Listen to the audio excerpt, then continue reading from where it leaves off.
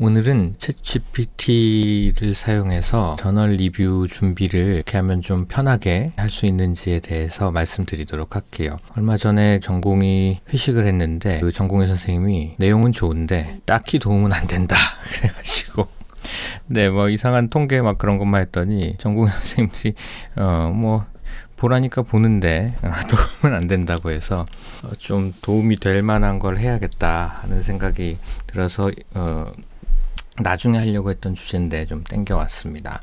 그래서 특히 내과는 굉장히 저널 이제 아침에 병원마다 거의 다 모닝 컨퍼런스를 하고 그러다 보니까 1년에도 몇 번 정도 발표를 해야 됩니다. 저널을 논문을 읽고 리뷰하고 발표하는 과정이 있고 그게 전공의 전임이 때만 있는 게 아니라 나중에 이후에 교수가 돼도 학회에서 또 발표하려면 그렇게 논문을 또 리뷰를 해야 되고 나중에 더 많이 해야 되는 그런 일들이 있어서 이걸 어떻게 하면 좀 쉽게 할 수 있을까에 대해서 말씀드리도록 할게요. 그래서 오늘 소개해 드리려고 하는 툴은 사이스페이스입니다. 사이스페이스는 GPT 기반으로 돌아가는 인공지능 툴이고 저의 첫 번째 영상에서 한번 소개를 해드렸습니다. 그 문헌 검색하고 할 때 유용한 툴이라고 말씀드렸고 들어가면은 처음에 이런 화면이 나오고요. 여기 보면 Read with AI Copilot이라고 있죠. 그래서 여기 탭을 클릭하면 파일을 업로드를 할 수가 있거든요. 그래서 여기다가 PDF 파일을 업로드를 합니다. 그래서 오늘 리뷰하려고 하는 거는 제가 예전에 냈던 논문이고 제가 썼던 논문을 리뷰하는 이유는 제가 내용을 다 알고 있으니까 얘가 제대로 리뷰를 하는 건지 아닌지 좀 평가가 가능하니까 그렇고요. 논문의 내용은 심전도를 가지고 아네미아를 진단할 수 있냐 하는 거를 보는 그 딥러닝 관련된 연구였습니다. 그래서 이렇게 올려놓고 쭉 PDF를 여기서도 바로 볼 수가 있고요. 올려놓고 중요한 것 중에 하나가 여기 중요하다기보단 좋은 것 중에 하나가 언어를 마음대로 한국어 포함해서 언어를 막 바꿀 수가 있습니다. 코리안으로 하면 또 한국말로 잘 설명을 해주거든요. 그래서 시간 없고 바쁠 때 머리 아플 때는 한국어로 해놓고 하면 훨씬 이해가 좀 빠르겠죠. 그래서 일단 얘는 기본적으로 이런 질문에 대한 답을 준비를 하고 있습니다. 애브스트랙트를 두 줄로 설명하고 인트로덕션을 요약하고 또 메소드 리절트에 대한 내용들을 제네럴한 퀘스천이라고 생각하고 클릭하면 답변을 줍니다. 그렇게도 주는데 우리는 어쨌든 이 저널 리뷰에서 발표를 해야 되니까 좀 꼼꼼하게 봐야 되니까 저거 하지 말고 본문으로 가서 인트로덕션부터 볼게요. 본문으로 가서 내용을 드래그 하면 이렇게 explain text라는 게 메뉴가 뜹니다. explain text를 하면 이 내용들을 쭉 다 제가 드래그 했던 데 써 있는 내용들을 설명을 해줍니다. 그리고 실질적으로 내용을 보면 텍스트에 있는 거 이외에 좀 확장해서 이런 내용들도 해주고요. 첫 번째 내용 아네미아에 대한 내용이었거든요. 그런 거를 또 이렇게 설명을 해주고 인트로덕션 뒤에까지 쭉 하면은 이제 좀 정리가 되죠. 이 연구의 배경 에 대해서 얘기하고 심전도로 사실 지금까지 빈혈을 진단하는데 유용하지가 않았죠. 그런 얘기 써놨고 그래서 목적은 인공지능을 이용해서 심전도를 학습을 시켜서 빈혈이 있는지를 찾아내는 걸 한번 해보겠다. 이런 내용이었고요. 메소드도 역시 마찬가지로 드래그하고 explain text 하면 내용을 아주 잘 설명을 하고 있는 걸 볼 수가 있어요. 그래서 이거 제가 세종병원에 있을 때 했던 연구에서 세종병원과 메디플렉 세종병원 데이터로 했다 이런 얘기들 트레이닝스 80% 테스트 20%로 나눠서 했다는 내용들 그리고 이런 것들을 쭉 다 구체적인 내용에 대한 설명을 또 해주고 있고요. 뒤에 인공지능 모델에 대한 내용들도 드래그해서 explain text 하면 어떻게 데이터를 수집을 했는지 어떤 데이터를 사용했는지 그거를 어떻게 가공했는지 CNN으로 했다는 내용들 그런 것들 요 연구에 대한 내용들 나오고 통계 방법 역시 마찬가지로 하면 여기서 이제 히트맵 이제 민감도 맵이라고 하는 히트맵인데 히트맵을 또 중요하게 설명을 했었습니다. 그래서 역시나 민감도 맵에 대해서 그런 것이 어떤 건지 여기 설명을 하고 있고요. 그 다음에 뭐 R하고 텐서플로우하고 파이썬 이런 걸 사용했다라는 내용이 있고, 이게 이제 이런 내용을 보고 자기가 질문을 또 만들어서 이렇게 해놓습니다. 그런 거죠. 우리가 발표하고 나면 누군가가 이런 질문 할 수 있을 것 같다라는 내용들이죠. 그래서 뭐 히트맵 막 얘기했는데 히트맵이 뭐에 쓰는 거냐 이런 질문 할 수 있죠. 그래서 히트맵은 뭐 인공지능 연구에서 주로 이 인공지능이 어디를 보고 판단했는지를 보는 거다라는 내용들을 설명을 해주고 있죠. 이 본문의 내용뿐만이 아니라 주변 지식까지 또 공부하는데 참 많이 도움이 됩니다. 리절트도 마찬가지 방법으로 explain 하면 굉장히 이게 일목요연하게, 이거 그냥 하나의 패러그래프였는데 뭐 인클루전은 어떻게 해서 몇 명 했고 익스클루전은 어떻게 했고, 이거를 이렇게 항목으로 나눠서 데이터셋은 어떻게 됐고, 그 다음에 인터널 밸리데이션, 익스터널 밸리데이션 각각 몇 명 했다, 이런 내용들을 보기 쉽게 그냥 한 문단으로 되어 있는 거를 또 나눠서 해주니까 이해하기가 상당히 빠릅니다.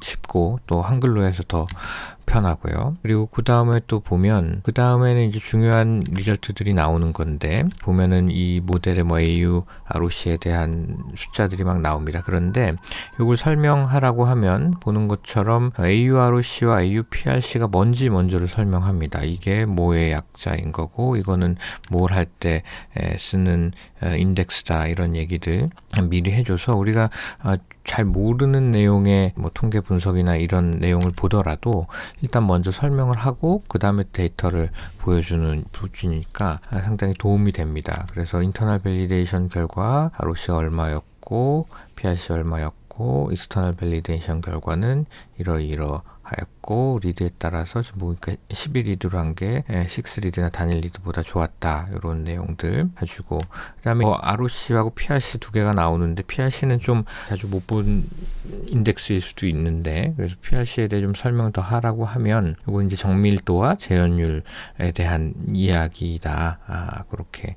또 설명도 해줍니다. 그래서 본문에 써 있는 내용을 잘 요약해서 정리하는 것뿐만이 아니라 주변 지식까지 설명을 해줘서 이해하는데, 특히나 내일 아침 발표에 써먹는데 아주 도움이 됩니다. 깊은 이해는 안 되기 때문에 얇게 알아서 내일 얇게 털어내고 도움이 됩니다. 자, 그 다음에 리절트에는 또 중요한 게 저런 이제 테이블과 피겨에 대해서 잘 설명을 해야 되잖아요. 두 가지 방법이 있습니다. 이런 피겨의 밑에 이제 피겨 타이틀하고 피겨 레전드가 있죠. 그거를 역시나 마찬가지로 explain 텍스트 하면 그냥 뭐 이름이 뭔지 알려주는 게 아니라 그 피겨에서 무엇을 다루고 있는지 이런 내용들을 쭉 설명을 해줍니다. 물론 좀 숫자는 좀 덜 얘기하는 감이 있긴 한데, 그래도 이거 지금 뭐 헤모글로빈 10 이하로 예측하는 거 이런 건 본문에 있는 내용들이거든요. 그런 거 다 따와서 하고, 또 하나의 방법은 저 위에 있는 Explain Math and 탭을 클릭하면 이렇게 우리 PDF 스냅샷 같은 거 하듯이 사진을 긁을 수가 있습니다. 그래서 그냥 긁으면 얘가 이 그림을 읽습니다. 그래서 이 피겨 3은 예측값과 실제값의 코릴레이션을 보는 거고, 저 빨간 선은 회귀선이고, 그 다음에 두 번째 그림에서 스탠다드 데비에이션 1.96 스탠다드 데비에이션 이런 거 했는데 1.96 스탠다드 데비에이션 갑자기 또 왜 나오나, 또 뭐 그런 설명도 해서 발표할 때 요 왼쪽 그림 뭐고 오른쪽 그림 뭐고 스탠다드 데비에이션 뭘 의미한다, 이렇게 할 수 있습니다. 그리고 요거는 히트맵 그림인데 사실 다른 논문에 잘 안 나오는 거여서 얘가 이것도 이해하고 설명할 수 있을까 했는데 뭐 당연히 할 수 있죠. 그래서 이 히트맵은 주의를 집중한 영역을 시각적으로 표현한 것이다. 저게 정확한 설명이죠. 이 인공지능이 어디를 보고 빈혈이라고 얘기했는가, 주의를 집중한 영역이라고 할 수가 있고, 그래서 뭐 필터 63개여서 63등급으로 나눠서 했다, 이런 내용들이 있습니다. 자, 디스커션도 역시 마찬가지인데, 이게 지금 하다 보면은 리절트에서 드래그해서 익스플레인 한 거랑 디스커션에서 드래그해서 익스플레인 한 거랑 조금씩 얘가 하는 방법이 좀 다릅니다. 그래서 보면 이거는 이제 디스커션의 내용이죠. 여기 보면은 굵은 글자 우리가 아는 한 이것은 ECG를 사용하여 빈혈을 감지하기 위한 딥러닝 알고리즘을 개발하고 검증한 첫 번째 연구입니다는 제가 쓴 문장이에요. 제가 쓴 문장을 일단 먼저 번역을 한 다음에 두 번째 문장은 이 연구에 따르면 이거거든요. 그러니까 제가 쓴 문장을 번역해주고 그게 무슨 내용인지에 대한 주석을 달아주는 거죠. 이해하기 쉽게. 그렇게 디스커션 내용들은 저런 식으로 다 해줍니다. 제가 쓴 문장 번역하고 이게 뭘 의미하는 거다라는 걸 설명해줘서 아주 이해하기가 쉽죠. 그래서 쭉 다 설명을 하고 그 다음에 이 히트맵 내용이 제일 중요한 디스커션 포인트였었는데 중요한 이슈였는데 그래서 이걸 보니까 뭐 제가 써놓은 기술한 내용들을 또 잘 정리해 가지고 합니다. 그래서 이런 뭐 QRS에서 팁하는 뭐 재분국을 나타냅니다. 이런 얘기는 제가 안 쓴 얘기고 얘가 설명해 준 거예요. 그런 얘기라는 거고. 그래서 뭐가 중요했고 그 다음에 수혈했더니 이 수치 올라갔고 여기서는 피파도 중요하게 했다. 이런 내용들 쭉 설명을 해줍니다. 그래서 저것만 보면 그 디스커션의 내용을 충분히 이해할 수 있고 기본 지식이 없더라도 충분히 이해할 수가 있습니다. 자, 그래서 이제 논문 이해했으면 발표하려면 슬라이드 PPT 만들어야겠죠. PPT 빨리 만들고 잡시다. 그래서 이렇게 하는 거죠. 이거 리뷰할 건데 한 10장 정도로 만들 테니까 계열을 구성해 달라고 하면 얘가 쭉 합니다. 1번 소개, 2번 목표, 연구 설계, 데이터 수집 어떻게 했고 딥러닝 알고리즘 어떻게 만들었고 인터널, 익스터널 어떻게 했고 평가는 어떻게 했다. 이런 거를 각각의 슬라이드로 만들라고. 윤리적 고려사항은 뭔지 잘 모르겠는데 저는 윤리적으로 했거든요.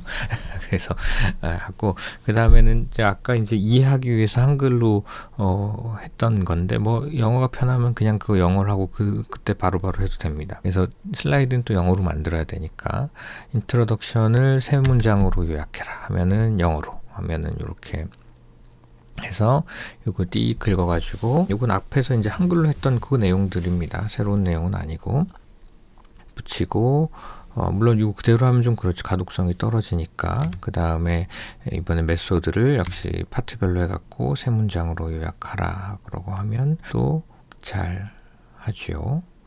그래서 역시나 카피해서 메소드에 붙이고 이쁘게 하고 물론 이제 발표할 때는 저런 거 내용들을 좀 정리를 해야겠죠. 주절주절 너무 길고 가독성이 떨어지니까 약자로 좀 바꾸고 이런 식으로 하면 됩니다. 이렇게 하고 또 피규어도 역시 긁어다 붙이고 요거 설명하라 그러고